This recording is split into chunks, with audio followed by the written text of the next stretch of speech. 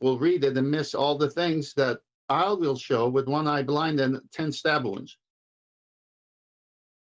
Right. And they're doing But vaccination not in the there as casual well. reader. What's that, Gene?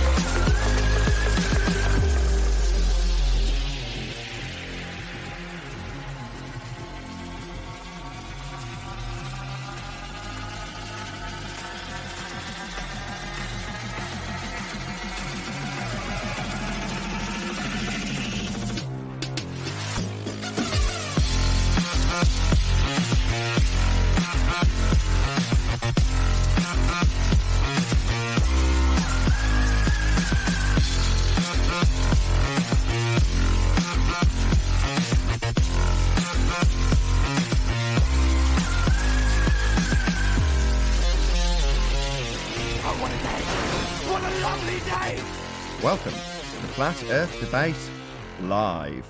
I'm your host Nathan Oakley, and if you are new to this channel, or you've not done so already, then be sure to subscribe, hit the bell notification icon and join button if you'd like to become a Nathan Oakley 1980 channel member and keep up to date with the Flat Earth Debate.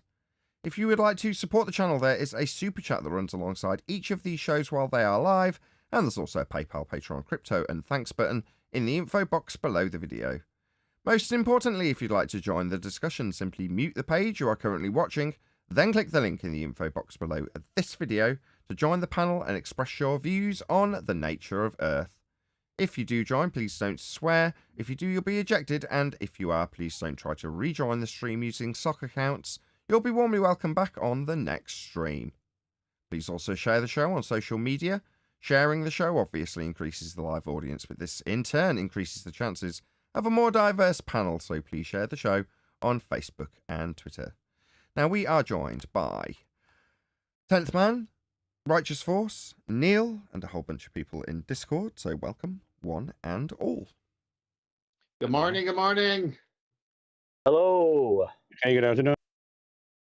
Good afternoon, good to be here, good to be running through the show with hopefully a full intro this time. So I've started the live show about maybe 30 or 40 seconds before we actually officially start the live stream, just to let the YouTube whatever's catch up with the stream, and hopefully that's making it a bit more, I don't know, I was going to say concise, but it doesn't, because you end up with a bit of whatever the conversation is at the tail end of the pre-show. But there we go, that's just how it's going to have to be, so that we don't end up with me getting cut off halfway through my intro, which would be absolutely devastating. Hello, Arwin. Hello. Good to have you. You had a good show today? I didn't actually catch it. Yeah, that was fun. But did you see yesterday's show? That one was great. I did tune in Had a yesterday. baller on and everything. Yes, I did tune in a little bit. Not for all of it, but some of it. Can I ask Well, Arvin a live question? baller? Yeah, Pardon? live one from the Netherlands, actually. Arvin, you said you had a video you want Nathan to review. Do you have that ready for him? Oh, I forgot all about that. I posted it in Master B, I think. Okay, good. You Well, sure? can you post it Before I start again? Searching? While Let we're me looking, find it. right, any evidence of the distance to the sun? Negative. Well, this is a good time to ask the question. So can you clarify that debate you had with Chronicles when he tried to ask you about the not actual size of the sun with this this question as well, because they'll be related. Right. I reposted it in Master B. To be fair, I haven't actually watched it. I completely forgot about it. Well, then that's no good. No, I'll post you one. I'll post you one with Dr. Becky right now. I have a Fine. short date today. That's good. Okay, what was your question in regards to Earth Chronicles and the distance to the sun? All right, so I had a person contact me saying, hey, how would you answer the not actual size of the sun, the apparent sun? I said, well, first of all, we don't make any claims about the sun. And so I was thinking about our housekeeping question. I said, I'll ask Nathan to summarize it and I'll forward you what he says. So basically, the back and forth you had with Dave and Josh about the not actual size of the sun, as they tried to give you a straw man, how does that work on a flat Earth? And then the question how far the sun is and how they got that with Kepler and Venus and all that R value. Okay. I mean, you've done a pretty good job of summarizing it already, but we don't have a positive claim in the first instance. Their positive claim is that they do have a size and distance for the sun, which we do not claim. We can poo-poo any flat earthers who do make a claim by showing with celestial navigation how it's not possible to get a height of the sun. Meanwhile, in their model, their sun is always subject to celestial refraction. And therefore, unless it reaches the horizon when suddenly it transitions to terrestrial refraction, but either way, refraction in both instances is applicable to the sun that you're measuring. Therefore, it's not the actual position of the sun. You know, it's a hologrammatical position, if you want to call it something, because that's what they describe the Chicago skyline as when they describe it with the same language, which is to say that it's refracted. Well, if it's refracted, it's in a not actual position. So if they're asking us about the movement of the sun from its not actual position in respect to its angular size. Well, what's angular size? Well, it's the apparent size that you see things. Well, given that we don't make a claim about the sun and what it is, therefore can't be making an assertion about what it might do, physical or otherwise, because we're not making a claim about it, we revert back to the original positive purveyor of the claim, which is the globe-believing Muppet, who says that they know how big the sun is. Well, when it comes to the size of the sun, their estimates are based on the reification of Earth as a sphere with an R value derived from a geometric horizon by Al-Biruni, and that R value for a sphere Earth has an orbital motion superimposed onto Earth by Kepler, and the scaling values Kepler needs have to have a physical item in the sky with a value in terms of its actual size. Now, that actual size is ascribed to Venus with the exact same R values been measured at the geometric horizon by Al-Biruni, so that you can scale these things and give you distances. That's how they get their distance to their sun. Right. So when you understand all of that, their question, why does the size of the sun not change on your flat Earth, sounds simple, but actually breaks down to their question of their claim with a burden of proof reversal fallacy, which is to say, why does the not actual size of the sun, that would be angular size, not change in not actual size as it moves from its not actual position throughout the day on a flat Earth? That's what they're actually asking. Ludicrous. We don't make a claim about it. What the hell is the sun? I don't bloody know. I'm not going to bow down to it or assume that the very ground I'm standing on is bowing down to it. So, no, I don't know what it is or how high it is. So, that's not my claim. It's yours. And we can debunk every single aspect of every assumption made to get that distance and that size. That is all. Great. I posted your review video in Master D. Perfect. Yeah. I also watched a bit of the video that I posted, and I think it would actually be really interesting. It's going by Lite registry, right? It's like, oh, there's photons being registered on the plate and conclusions based on physicality assumption bias. I think the video's a lot about that. Like straw manning with the disc and all that. You've got a robot, Neil, rumpusing you. Sorry. Okay, well, if we ask this last question over the course of a week, which is how it was planned to work out, we'll have actually asked all of the housekeeping questions, unless I'm very much mistaken. Any evidence of axial rotation of the Earth-based variety? Well, if they're saying that the Earth is rotating and we're a globe and the axis is the north to south, and how did they ever come to this claim is the first question, since we don't feel the Earth turning through our senses. Well, the stars are moving. Oh, great. So you see the stars move and you assume the Earth is turning. So the assumption is based on phenomena of stars moving, but they attribute it to the Earth moving. But then it's real simple to debunk, at least the way I think is, well, if the Earth is turning and I'm on it, the stars would seem to move. Good. I'm going to get off the Earth and look at the stars, and if they continue to move, then it's not because Earth is turning that causes the apparent motion of the stars. The stars are turning, and the Earth is steady. And we've done that with Foucault's pendulum. Mr. Sensible said Foucault's pendulum is a proof. Okay, that's fine. That's fine. But if the Earth is rotating and the Foucault pendulum proves the Earth is rotating, then we will have Earth-based Coriolis, and which we don't. And we will get off the Earth like on a drone and remain hovering. And if the stars move, then it's the stars moving, and that's the motion, not the Earth turning. So both ways they're done. We may or may not have covered it in the, sorry, just bear with me, in the other shows, but just to be on the safe side, any evidence you can have gas pressure without the necessary antecedent of a container to press upon? Negative. Negative. I keep on having to tell a guy I like on YouTube, whose name is Robot Underground, and this whole guy's shtick is that he hates the audio industry, specifically car audio. Not hates it, but just doesn't like the way that there's lots of predators in there that are just bleeding money from the ignorant with brand names and such like. So he's basically got a show that shows you, he's actually got a registered charity showing people how to make speakers. That's his whole thing. Anyway, he's bashed on somebody recently, a big manufacturer, Sundown, and they've come back at him with, from what I understood from his explanation, quite a good comeback. And in his response, he's like, look, I'm not out to screw the public. My registered charity's here how to teach people how to make this stuff. And if I had 10 million in the bank, it would be nothing better for me to watch, an influx of all this stuff so everybody could have cheap woofers in their car and have their whole 18-inch woofer set up for next to nothing. That would be the best thing in the world, right?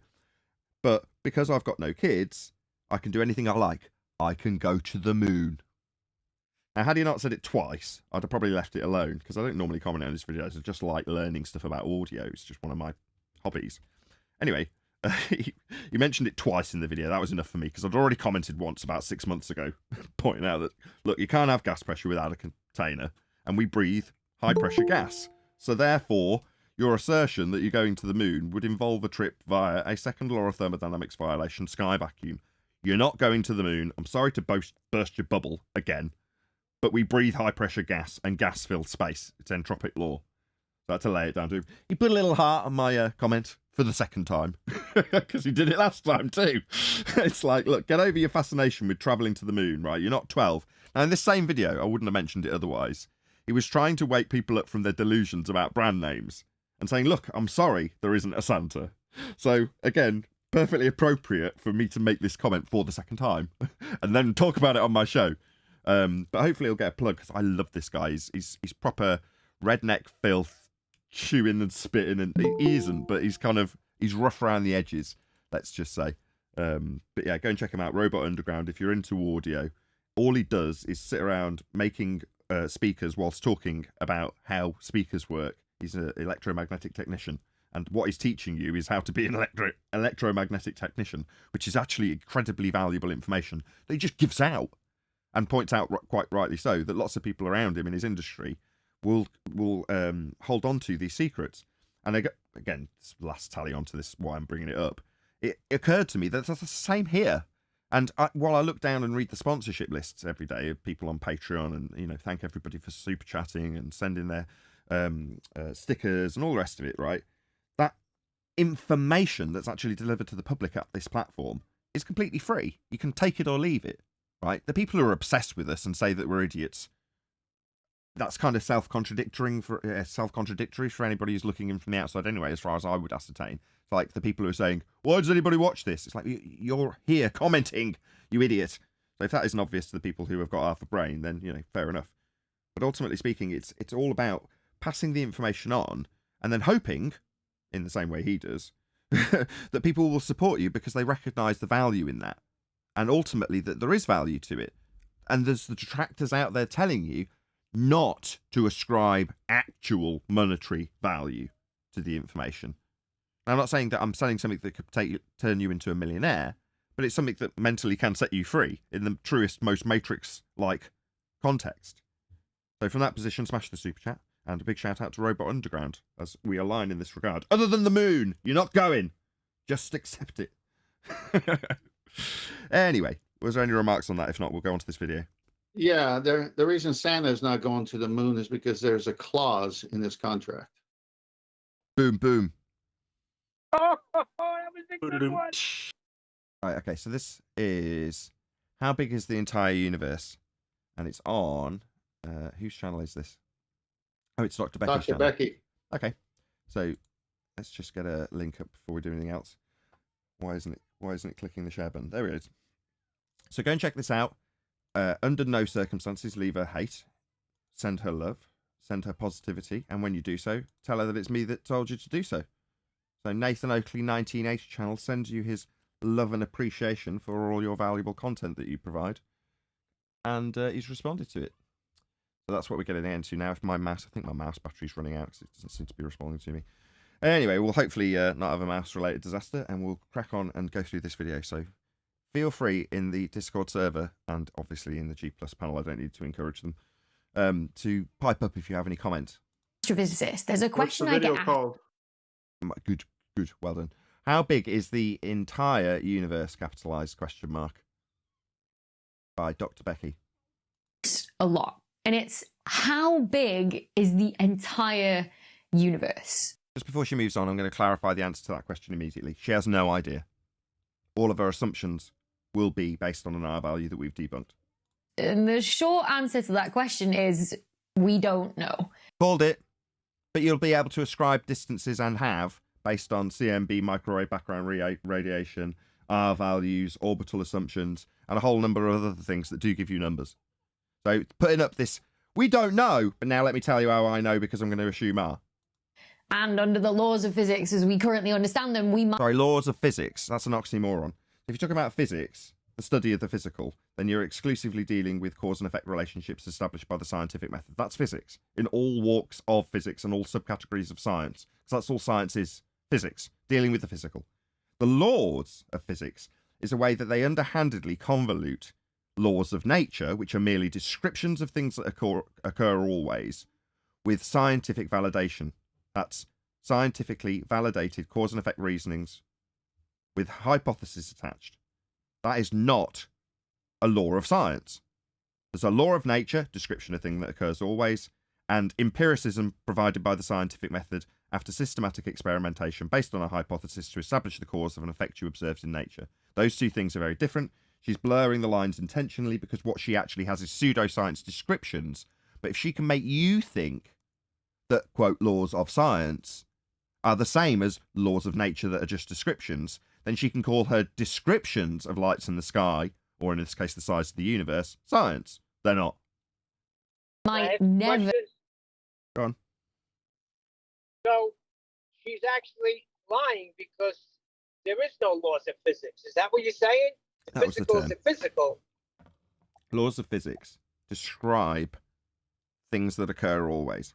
For example, the second law of thermodynamics, entropy, right?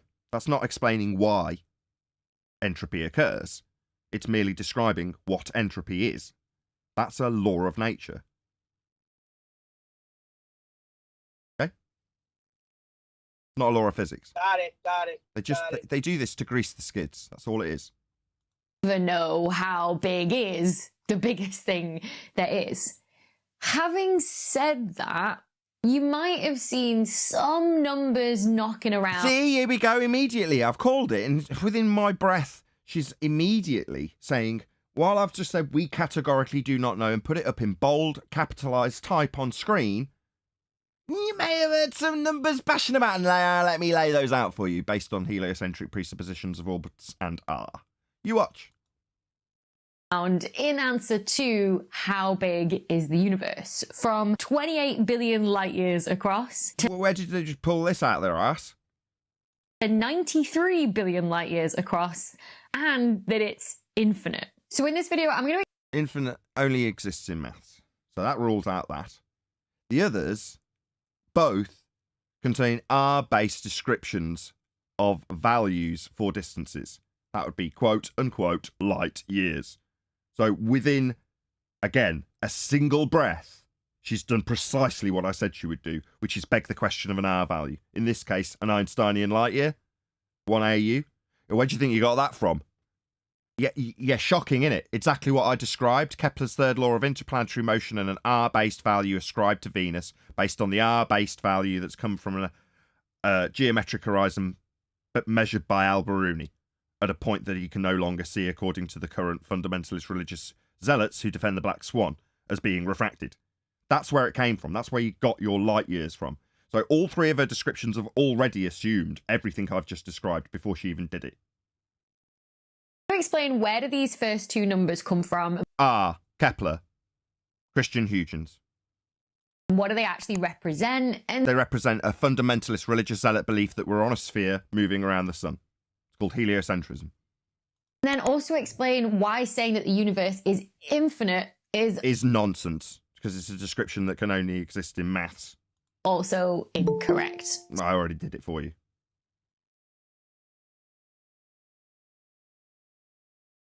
So let's start with that first number there, 20. Light years. Let's start with the light years bit, because that's the quantification for the number that you're giving. Are you going to start with that? 28 billion light years across. Or technically, more accurately, 27.6 billion light years. So you're going to focus on the accuracy of the number and not the qualifying term light year. What's a light year? Sounds very Einsteinian and based on R to me. Maybe you could qualify the actual term that you're giving for the description of a light year, because that's all heliocentric. Across. Now, this number refers to the most distant thing that we could physically ever see and sets the size of what's known as the observable universe. Totally nonsensical, because they've based this distance and observation of the universe and the claim to be furthest quote-unquote thing that you could see in it on Kepler's third law of interplanetary motion and the distance ascribed to a heliocentric world where the Earth is a sphere based on an R value measured by Al-Biruni at the geometric horizon you can't measure or see, ascribed to Venus to give you scaling values from Kepler. That's where all these distances come from. Now, if you want to imply that you've then got AU from Einsteinian fourth dimensional bending space-time as the ascribable unit value for the distance that you'll ascribe when you tell us how big things are, I'll just pull apart every single aspect of this bullshit claim from its roots. And I just did. Wasn't that fun? Now, that's because light travels at a set maximum speed in a vacuum of According to Einstein. Right, how do we know light behaves like this when it's only described this way in fourth dimensional bending space-time? No, definitely not. Light doesn't behave like this. This is nonsense. 299,792,458 meters per second. No. Light isn't a jogger or a Ferrari or a rocket ship. So this is all nonsense. It doesn't have a journey. That's around 1 billion kilometers an hour in like normal everyday units. Now, the universe itself... In normal units? What, as opposed to Einsteinian AUs? Go on, whoever that was.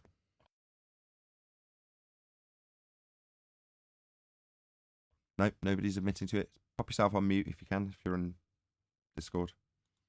is only I am. 30. Go on. Well, sorry. Hey, Nathan. Hey, everyone. Yeah, I hope she doesn't start. I hope she doesn't start talking about a force of gravity, considering she's talking about light speed. I don't know if she will in this video. It doesn't sound like it's going there. Maybe she'll double speak in gravitational terms, but we'll see. Why do you sniff out that there's going to be a path to forces of gravity in this distance to the size of the universe claim? I don't see it. Or I don't see it coming. You know the way, yeah, I don't know. You know the way they always tend to not stick to their story and switch around into some other thing that is not part of their model anymore. You know the way they tend to do that. You know, she's talking about light distances based on light speed, right? And Einstein's relativity is all confined by that speed. But then they will go and talk about a force of gravity that has no confining speed, that's completely instantaneous. Well, we'll see. I mean, I've got to be honest. If it comes up in that manner, I'll immediately pass credit to you because I don't see that coming. But we'll see. Maybe it'll be on the agenda for Dr. Becky.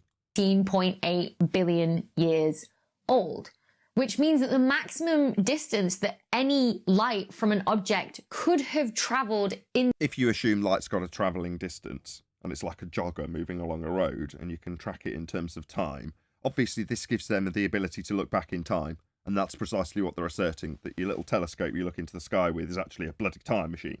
That time is the distance that light travels in 13.8. See, that's also incorrect. So there you go, Brian. I don't know if you want to latch onto that. No, time is the fourth dimension in Einstein's concept. Right? Well, she's described it as a distance.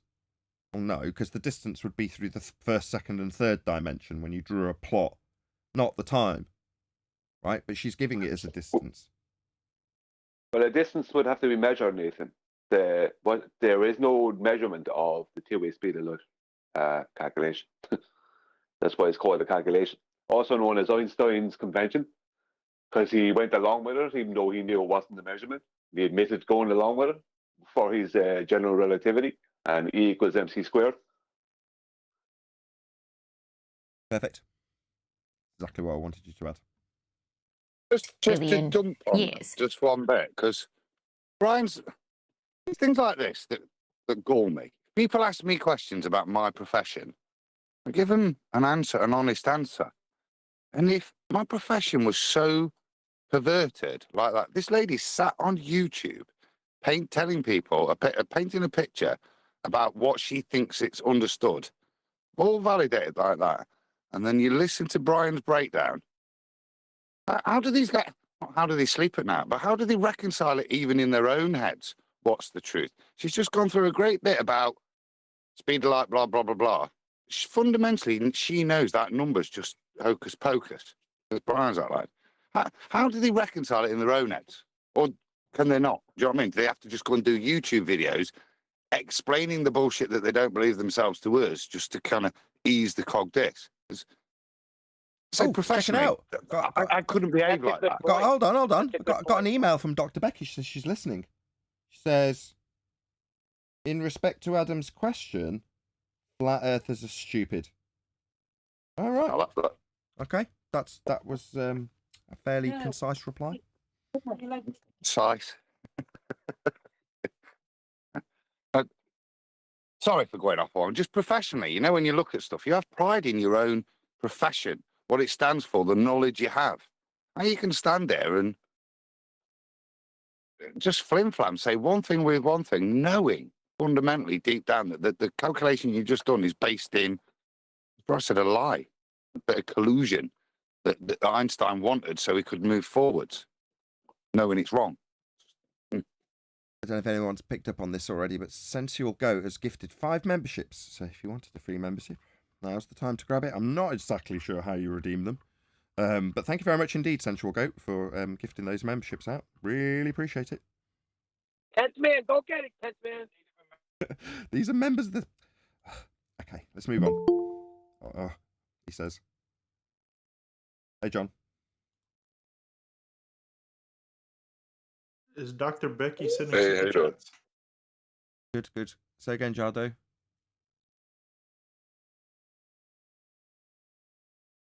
Or whoever that I was. said, is Dr. Becky sending super chats? That was a joke. Now, if we handily define a unit called the light year being Handily? I was there way before you, weren't I, love? So was Brian.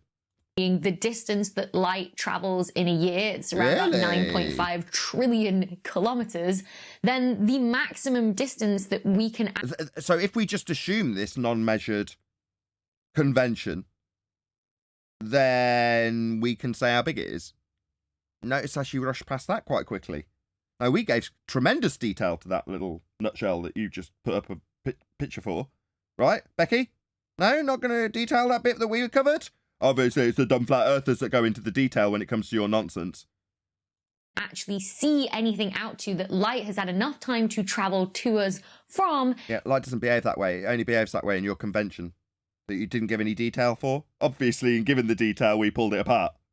Is 13.8 billion Total nonsense. light years. Yeah, there it is. Light years. No, afraid not, love. No, we can debunk every single aspect of that heliocentric assumption. That's only in one direction, though, from like our vantage point here on here we Earth. go, Brian. We can see 13.8 billion light years in any direction. Oh, no, I thought she was going to go on to the two-way speed of light. But no, she's just saying that from the central point, hang on a second. This diagrammatical representation implies that we're the centre of the universe, Becky. I wonder where this is going to go. Oh, no, she's got the sun with the markers for the outside bit. Why would it be that you're measuring the distance to the outside edge of the universe from the sun? And then there's a little globe somewhere here. Wouldn't you be measuring it from here? Am I missing something here, anybody? Gentlemen? Well, maybe they're using the R value of a globe that they don't live on. And No, therefore assuming- you've not picked up what I'm putting down. Right, at some point, when they measured the CMB, they came to the awful conclusion that by their measurements and observations, we were the centre of the universe. And they obviously had to debate this fact of what they observed. And they came to the conclusion that it was a seriously unfavourable position to take. So they just wouldn't take it. So in this diagram, she's telling us how far the outside edge of the universe is, and according to the diagram, it's from the sun. What gives?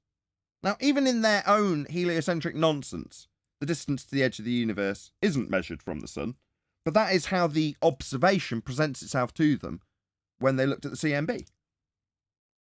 So this is how we get it diagrammed. Who measured it from the sun? Just lies. They're just deceiving you. The awful truth that this measurement implies we are the centre of the universe is just diagrammatically altered by some liar. Right? None of this makes sense based on a given explanation up until now, because they're based on the observations looked at through telescopes. Are any of them done on the sun? No. Well, the heliocentrists will simply lie to your face with this diagram to get around the awful truth that these observations lead you to the assertion, heliocentric or otherwise, that you're at the centre of it all. That's what it leads you to. So what do? Well, just stick it on the sun. Even though in their world of galaxies, even that isn't the centre of their 13.8 billion year light year universe. That's just not the case either. It's just the mathematical derivation from us measuring the CMB in their R-based heliocentric world, I might add. Ed, whoever that was? Sorry, that was me. That was my fault. Yeah, the sun is the centre for them, heliocentric. So everything is measured from their centre, which is not where they live, which is a place that no one can go to. That's their centre. So yeah, for them, that is the centre. Or it will do as a centre, because they're certainly not going to put out as the centre. That would go completely against their religious belief. But it fundamentally mismatches what they're describing when they make the observations. Anyway. So the total diameter of the observable universe is 27.6 billion light years, which is often rounded up to 28 billion totally light years across. So if that's the first... Anyway, so yeah, their light years assumption we've debunked, so we've covered the first part of this. I don't know if there's going to be much more to add to that, because that's all there is to it. This that we can ever physically see, because light has this maximum speed limit, then where does this much larger number for the size of the universe of 93 billion light years Who cares? It uses come the from? exact same Well, although that assumption, right? maximum distance that we could ever see anything at of 13.8 billion light years away is set by the light travel time, we have to remember that in that time that the... Sorry, my mouse is running out of battery. Yeah, again, we're just going to stick to this assumption of light years with no explanation for it. I appreciate that maybe dumbing down this for your audience is necessary, Becky, but it's just deceitful when we know the ins and outs of it. Obviously, we're called the thick liars when it comes to narration of your own rhetoric that you'll happily defy at any point when necessary. Meanwhile, in this case, it's lies by omission in terms of the two-way speed of light and the central position you ascribe to the sun in the diagram. Now, this is just deceit. Deceitful. Not like I'm deceiving the world into believing the world's a sphere, but deceitful in terms of the sphere rhetoric. Because you're changing various aspects of uncomfortable truth about the heliocentric rhetoric in diagrammatical form, and omitting various aspects of how you get the scaling values to give you the light years. I mean, it's just a disgrace. Light has been traveling, the universe itself has also been expanding. Says who? I mean, this is just their nonsense that they make up again. According to their Big Bang rhetoric, which is the first law of thermodynamics violation. Not a law of physics, a law of nature. Moving apart us here on Earth and any object that emitted that light. It's this expansion that actually allows us to work out how much the light has been redshifted by to, these longer wavelengths by the expansion, and therefore how long the light has been traveling for, and then get... No, you're going to base all of that on scaling values that are derived from an R value in Kepler's third law of interplanetary motion. You're looking at the CMB from a central position. In terms of how you've already misrepresented that diagrammatically, none of this is forgivable. At a distance. So when we measure the redshift, we can then get at a distance. But when we do that, we're measuring the distance between us here on Earth and where the object is used what's occurring with the light. Right? That's an assumption. That's how you assume it behaves when you describe redshift for the reasons that would be ascribable if it was moving. You don't know that's the case, though. That may be what it looks like. But that doesn't mean it's what it's doing, just because you've ascribed it as being that way. This Doppler redshift, yeah, that's how you describe it to put you at a central point in the universe. Not that you've disclaimed that. You've hidden it in your diagram. To be when the... Go ahead. Sorry, they need to explain why the sun is red in the evening time. That's where redshift actually comes from. They needed to be able to explain why you see a red sun or red on the horizon in the evening time. So redshift comes from there. But they also talk about blue shift, which is when supposedly stars are coming towards you, right?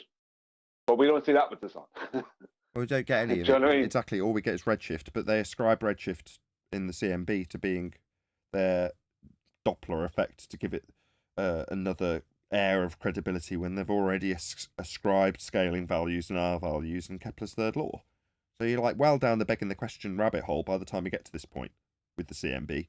But even then, you've got awkward inconsistencies with the CMB.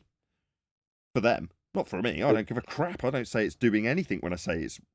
If I was to see it and say, oh, well, it's going through a redshift. Oh, why would I ascribe that to it? I wouldn't. They have. Does that mean red cars are always moving away from me and blue cars are always coming towards me? No, but you could say Mars is doing that, I suppose. Why not? Well, I mean, it's redshift, blue shift, right? So I see a red car, it's going away. I see a blue car, it's coming towards me. That seems reasonable from what she's just described. It only seems reasonable for her after all of the heliocentric assumptions with R. Before that, it just seems like nonsense. But up until the point that you've already begged the question of all the things in the heliocentric model, at that point, with light having a journey and the scales that they put, then yeah, you can make it all work with her description of redshift, as opposed to just, well, that's a red car. Because you've already got stuff expanding out, the idea of things coming from a Big Bang. These are all well and truly foundational to the argument, well, not the argument, the descriptions that she's laying out, her bullshit story. Any more? Well, I see your point, John, and how you doing, brother. But it was told to me that it's not actually a red or blue light that you're seeing. Even so, I don't even know. That's what I was told. That's not what I researched, by the way. People out there. The light was emitted, and not where that object is now, billions of years later. Because you've basically got a light time machine. No, you haven't. After all of that expansion. But knowing how far away that object was and knowing the rate of expansion, having measured it, allows... What? Measured it? No, you haven't. Quite the contrary. You've made a lot of heliocentric assertions, including light speed. That's not a measurement. Us to correct that number for the expansion. So, for example... Sorry, correct it? I thought you just said you measured it. There'd be no correction if you measured it. Immediately double speaking. That's what I was going to say. If you measured it, then you don't need to correct it. He hasn't measured it. JWST just Hey, Chocolate. confirmed the distance to the most distant galaxy known, GSZ 13, the light from which has been redshifted by a factor of 13.2. And that means the light from that galaxy that we're only just detecting now has... Yeah, so according to her, they're seeing stuff from the past. We've covered this. I mean, we've just taken apart the redshift. Now she's just going through it without any peppering of detail for where they get the actual scaling values from. But there we go. She's saying it's a measurement, though. Again, that's deceitful. Would you agree, Adam? I suppose you can measure the redshift. So it is by definition a measurement, but it's the implication that measuring of the redshift implies distance and time. That's where it becomes false to me. You can measure things, but if you're not measuring, if what you're measuring is not what you're claiming the actuality is, then that's the disconnect there. That the amount of redshift means how far in time it is. That's the disconnect. That's the false claim to me on that one. Sure, and in conversation, if she was the rumpus, you might get that under the radar and therefore get away with it. But in a video titled, How Big is the Entire Universe? I don't think she should get away with that, even though she said we don't know in bold type. She's now going on to saying, well, there's a load of numbers flying about, here they are. Like, well, when you say the word measurement in a video titled, How Big is the Entire Universe? And it's your implied measurement after the fact, when you ascribe a load of assertions that have got assumptions in them, that doesn't get her a pass as far as I'm concerned. There's never enough disclaimers for that. It's just deceit. Not measuring this distance. And that's what the video's about. He's been traveling through the universe. Exactly. You're measuring the amount of redshift. Right. That's all you're doing. Yeah. And then you're saying that means that that's an intergalactic ruler. Right. If I say that the mice will eventually, some of them, like let's say I give it an arbitrary number, 1 in 10 will turn into He-Man mice or Incredible Hulk mice. And you go, all right, okay. You go, yeah. So what we're doing to monitor which ones potentially might turn into the He-Man mouse is monitoring their levels of testosterone. And you can see in these 3 potential test subjects that their levels of testosterone have raised greatly. And that's when we've measured it. You go, right, but you're telling me this, and the reason you're telling me this is because you're explaining how we will get He-Man mice. Yeah, we're measuring the levels of testosterone. We've measured it. Yeah, but you're implying that that's measurements of He-Man mice, not measurements of testosterone, as opposed to, or juxtaposed with, no, comparatively the same as, that's the one, saying, well, we've measured redshift, and therefore I've said measured, and we're talking about how big the universe is, which is the end result of all these numbers. I mean, there's going to be an equal sign and a number at the end for the size of the universe. And somewhere along the way, there's been a measurement, right? It's just deceit. For 13.48 billion years. And so we're seeing that galaxy as it looked 13.48 billion. Bloody Einstein, convoluting distance with time. When time with distance included is quantifiable in Euclidean 3 dimensions, right? But now we've got a convoluted 4th dimensional time dimension to describe things in distance with light as a year. So she's giving you a measurement, not in inches or feet, but in light years. So it's just a gaggle screw of nonsense in 4th dimensional Einstein reification. Years ago in the early days of the universe. So we could say that the galaxy GSZ13 was 13.48 billion light years away. At this point, when she says that, we could say how far away it is. What I want to do is cut in the original screen in massive black bold type. We don't know! Yeah, you don't know any of this, do you? By your own admission, this is all nonsense. Isn't it, Becky? Because you don't know. And all of the numbers that you've come up with as vague, general, maybe it might be this ideas, we can debunk. We can pull apart every single assumption in them. when the light was emitted. But to know the distance to that same galaxy now, we need to correct for the expansion. And working that out for... You're not going to see galaxies from years ago. Telescopes aren't time machines, and distance is not to be convoluted with a measurement in terms of light, because it's a fourth dimension in an Einsteinian reification. Now, light isn't a path. It's not a dimension either. For this galaxy, you get 33.3 billion light years away. Now, we call this the co-moving distance as opposed to the look-back distance, the distance you calculate from the look-back time, i.e. the light travel time. So you'd have to know how far it travelled in the distance, right, in a Euclidean time-based qualification.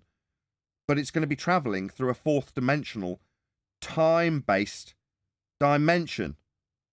So they just convolute two different types of time.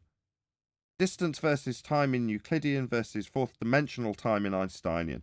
Now, most people won't understand this, so it just goes over the head of most people. All right, but they know the time and they know the distance, therefore we can tell it and qualify it, and they've measured it in light years with a telescope. What about a frickin' tape measure?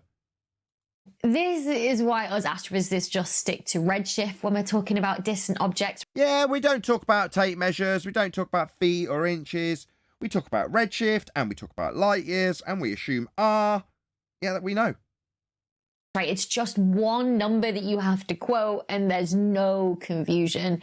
Plus, that translation of redshift to look-back distance or co-moving distance changes depending on what rate of expansion that you measure, and there's lots of different experiments giving us different rates. Oh, really? There's experiments for expansion? Au contraire, that's a lie. There are no experiments. Earlier, when I said that she would grease the skids for her, what was it, laws of physics, now, what is she specifically doing? Describing something she's looked at, and she's calling it an experiment. So when I was absolutely accurately describing her as greasing the skids for using science as a justification for a just so story that she herself has said verbally that she does not know the answer to. But now she's got an experiment to validate these numbers that are, quote, knocking around. Yeah? But she hasn't got an experiment. She's a liar. There is no cause and effect reasoning being established through systematic experimentation based on a hypothesis for this natural phenomena. She's describing with conventions and reifications of time travel and light years in fourth dimensions. You got an experiment for that, have you, love? I don't think so. You think you can vary and manipulate that which takes place in a fourth dimensional Einsteinian concept? Definitely not, love. You don't know what an experiment is, or you're just a deceitful cow, lying to everybody in the world about this heliocentric deception. So you can convince people that we've got distances based on fourth dimensional time qualifications with the two-way speed of light. Outrageous lie. You haven't got an experiment, love. Maybe she's about to drop the viable hypothesis on us, man. You never know. I'm waiting. Yeah, right. Hold on. She may just not know what these words mean, and we're being, accusing her of deceit, but she just doesn't understand. I don't think she knows what these words mean, and I think her saying them without context or understanding proves it. She don't know what experiment means, John. Really? Absolutely. Well, that's the point of indoctrination, because there are words that are defined, and then when you go to school and they say, well, you can think of things like this. That's the beginning of the indoctrination, because now words that mean things are just words that mean whatever you want them to mean. So John could be right. He could be. Okay, so there's 122 people watching. Woohoo! Which is great. Got a quarter of an hour left on the show, so please smash the share button. We can get up to 150 people watching. We'll extend the live show and hopefully cover the end of this Becky video, which we may not get to before the end of the usual allotted hour for the Flat Earth Debate live section of the show. So please share the show. it'd be great to get up to the numbers that we were experiencing before COVID, and we are getting pretty close. So I'm really appreciative to all the people who have shared the show. Anyway, let's move on. Please share the show. Of expansion as well. I've talked about this a lot on this channel before. It's known as the crisis in cosmology. I'll leave a few links in the video description down below if you're interested. Sorry, crisis in cosmology. Wow, this sounds like empirical proof of something. Ugh. Interested in hearing more about that. More about a crisis? When you've just used the word experiment. No, we were waiting for a viable independent variable. Not a link to a video about crisis. But just like for our galaxy GSZ13, we can work out the co-moving size of the observable universe. Work it out? I thought you were measuring it. I was like, gone out the window now that you're not talking about redshift. Its look-back size, or diameter, is based on an assumption that you're going to derive from redshift. I vote to extend the show, says Goldie. Thank you very much, Goldie. Really appreciate it. I agree, but Nathan, the crisis is in their cosmology, and it's flat Earth. Well, we're just the antidote to a heliocentric belief. The only problem that you have with our antidote is that it has mad side effects at a societal level.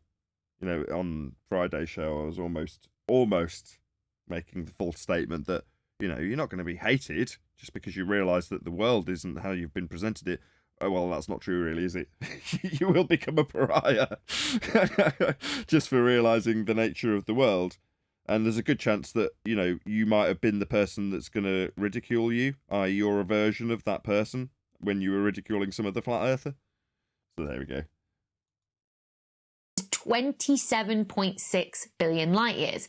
But if you correct for the expansion of the universe, its co-moving diameter is 93 billion light years. Back to this diagram with the sun at the centre and the Earth underneath co-moving size, hidden from view. I mean, I didn't think they'd make it that easy for me to point out this awkward problem about the CMB. But diagrammatically, it's really obvious to anybody who's a heliocentrist watching. She's just lying to you. She's talked all about observations that we have made. Even called them measurements at one point. Did they take place from the sun? No, it's just diagrammatically awkward is all. To put Earth at the centre of all this. Years across, which was the second number in... I'll just rephrase that. For anybody who likes being a heliocentrist, there are various different observations that they come across that, based on your own understanding of what the world is, with you at the centre. That's right, you at the centre. That would make the world geocentric. That would be to say that the world is taking place around us. If you want to consider the lights that twinkle in our night sky an aspect of physicality in terms of the world because you're a heliocentrist. Makes no odds. Ultimately speaking, their observations put us at the centre of it all, regardless of what you think the shape of the ground is. That's just a fact. Now, it's very awkward and inconvenient for them, given that they think the sun is at the centre, and that we're not even at the centre of the Great Attractor. But that doesn't matter to them. It's just something that definitely cannot be confessed to. It's an unfavourable position, if I remember their phrasing correctly. Unfavorable location. That's that the must one. be avoided at all costs. An according to them. unfavourable They're- location to be avoided at all costs. Correct. The horror In our of a list. favoured position. The horror. The words that... I can't remember who this little excerpt's from. Hubble. Hubble. Yes, of Edward course Hubble. it is. I think it was Hubble, yeah. Yes, Hubble. Travel to Hogwarts and become the witch. We will or travel wizard to you always Hogwarts in our wanted to be. imagination. But what about that last possibility in our list? The actual size of the whole universe is infinite. Yeah, I think we covered this at the beginning, didn't we? We crossed it out like she did for the same reasons that she, hopefully, given that her third is the most glaring mathematical reification, it hopefully makes the other two mathematical reifications when it comes to light years pale in comparison. I think that's why this is in here. We shall see. Not just what we can see in the observable universe, but in the parts of the universe where light hasn't physically had enough time to travel to us yet because the universe is only 13.8 billion years That's a self-contradictory statement. If it's got stuff that hasn't got to us that's beyond the assertion with Kepler's third law of interplanetary motion based on Al-Biruni's measurement of a geometric horizon we can't measure and can't see because it's refracted, onto an imposition of Venus with the same value so that you can get scaling values to give you Einsteinian reifications of concepts of two-way speeds of light based on R-value derivations in all respects. That has absolutely no bearing whatsoever on the measurements that you've given. But you've given them at a set distance and are now implying that there's stuff beyond that that we haven't yet seen, making everything you've just said self-contradictory in its own self-contained little box. Wow. Amazing. Old. But therein lies the problem. Light hasn't had enough time to get to us yet, so we can't get any information about those parts of the universe. We can't see it and we can't observe its effects, so we can't know. You know, if we can't see it and we can't observe its effects, why are you describing it when science, physics specifically, deals with natural effect? That's what it does. All you're trying to do is establish the cause of the effect. Whereas you're taking it so far beyond the non-physical, nonsensical, that you're taking it into an area of non-existence to describe things that haven't actually happened, and therefore how are you supposed to test them happening when they're in an area of non-existence? I mean, it's only reasonable that you should postulate this, eh, Becky? in the same way that we can't... Go on. Sorry, first step of scientific method, observe a natural phenomenon. If you can't do that, then you can't go anywhere after that. Well, they can do anything they like in a fourth dimensional space-time region that doesn't exist because it's a fantasy world that doesn't have to exist beyond the mathematics to describe it. And in describing it, people reify it into their world.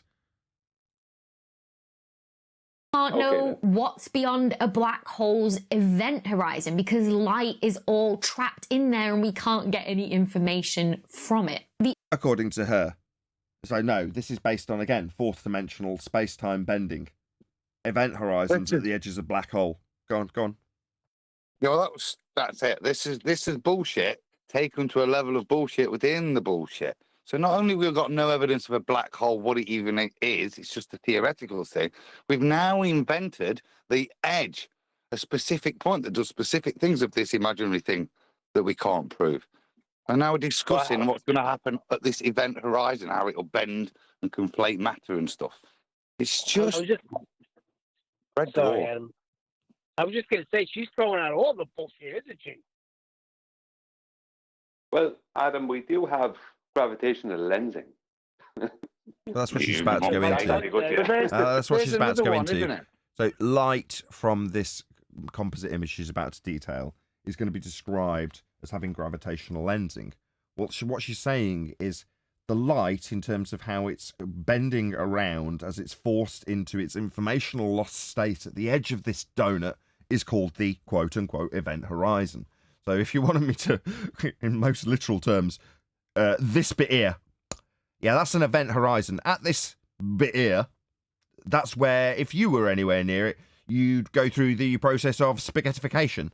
Now, this may be a composite image, but ultimately speaking, this beautifully describes the conceptual medium of fourth dimensional space-time being bent, even though one of the dimensions is time, to show you how light loses information at the centre of a donut because of the event horizon effects of spaghettification and the loss of information at that point when you reify R and light distances and AU and geometric horizons. And Venus having the same value, of course, thanks to Christian Huygens.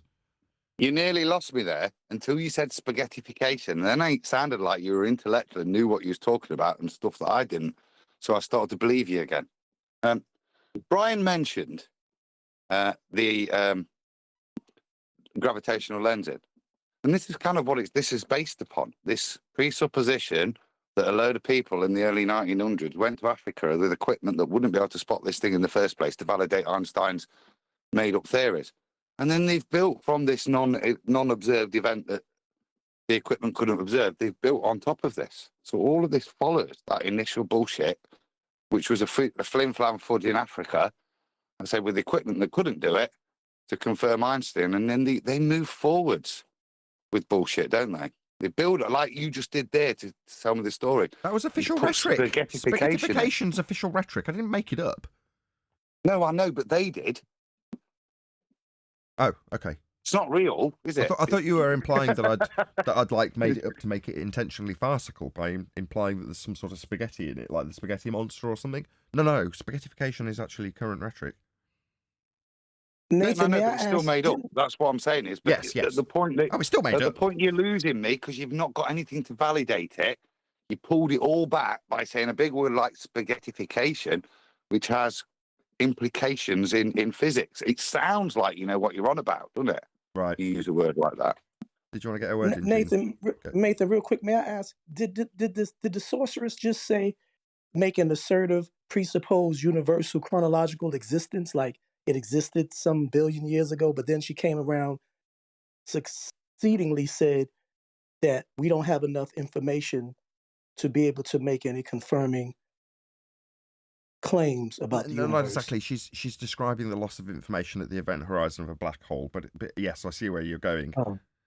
She's also saying there's not enough information in the area of non-existence that we can't see beyond because the light hasn't travelled enough time through the fourth dimension to get to us yet.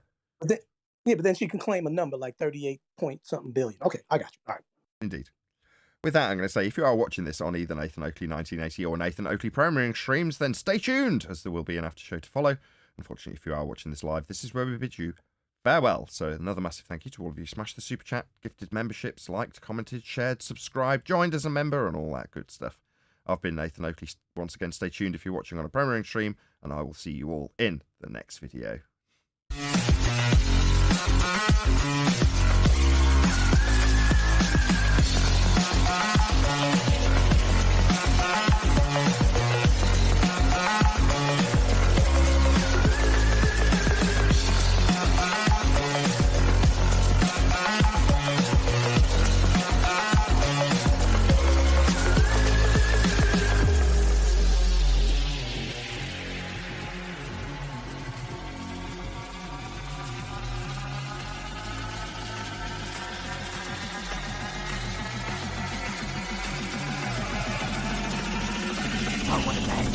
What a lovely day!